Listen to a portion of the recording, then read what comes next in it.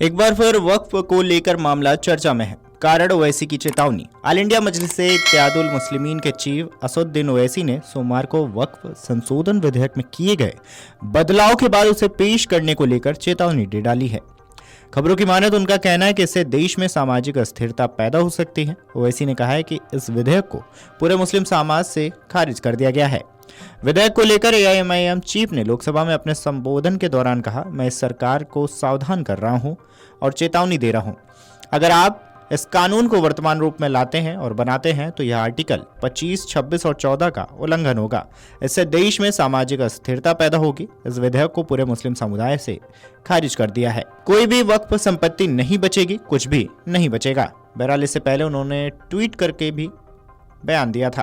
AIMIM के असदुद्दीन ओवैसी ने x पर पोस्ट में यह दावा किया कि उनके असहमति नोट के कुछ हिस्से हटाए गए हैं।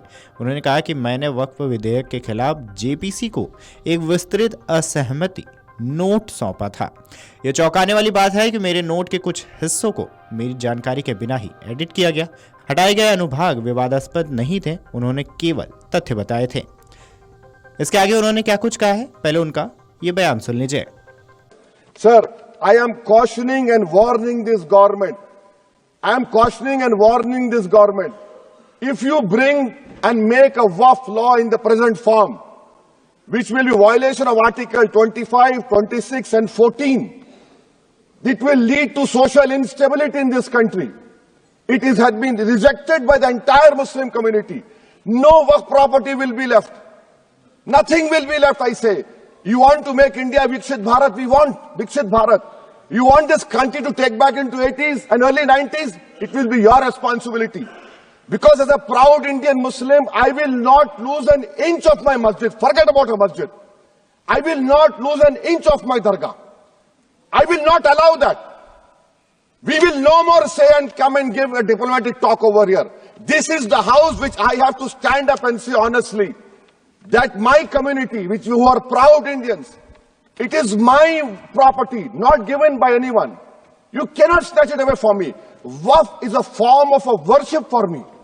बहरहाल इसके आगे उन्होंने कहा है कि आप भारत को विकसित भारत बनाना चाहते हैं, हम भी चाहते हैं। इसके आगे उन्होंने कहा कि तो ये आपकी जिम्मेदारी होगी। ओवैसी ने आगे कहा कि एक गौरवान्वित भारतीय मुसलमान होने के नाते मैं अपनी मस्जिद का 1 इंच भी नहीं खोऊंगा, मैं अपनी दरगाह का 1 इंच भी नहीं खोऊंगा। उन्होंने कहा है कि मैं ऐसा नहीं होने दूंगा। हम अब यहाँ आकर कूटनीतिक बातचीत नहीं करेंगे।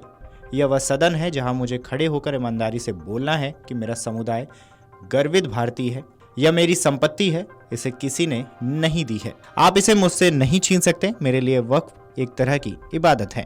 बता दें कि इससे पहले विपक्षी सांसदों कल्याण बनर्जी और मोहम्मद नदीमुल हक ने वक्फ संशोधन विधेयक को लेकर संयुक्त संसदीय समिति यानी कि जेपीसी को अपना असहमति नोट दिया था, जिस पर उनके असहमति नोट से प्रमुख अंशों को हटाए जाने पर कड़ा विरोध जताया गया। लोकसभा अध्यक्ष ओम बिरला को लिखे गए इस पत्र में सांसदों ने आरोप लगाया कि उनकी आपत्तियों को बिना किसी पूर्व सूचना या स्पष्टीकरण के मनमाने ढंग से हटा दिया गया है। सांसदों ने 3 फरवरी 2025 को लिखे अपने पत्र में लिखा, हमें यह जानकर बेहद निराशा और आश्चर्य हुआ है कि उसमें उद्देश्यों और असहमति नोट को अध्यक्ष ने बिना हमें सूचित किए और हमारी सहमति के डिलीट कर दिया है। बहरहाल इस खबर पर आपकी क्या राय है, हमें कमेंट करके जरूर बताएं। Video desk अमरउजाला.com। अमर उजाला जीवांजलि के सारथी की मदद लें और महाकुंभ में स्नान जरूर करें।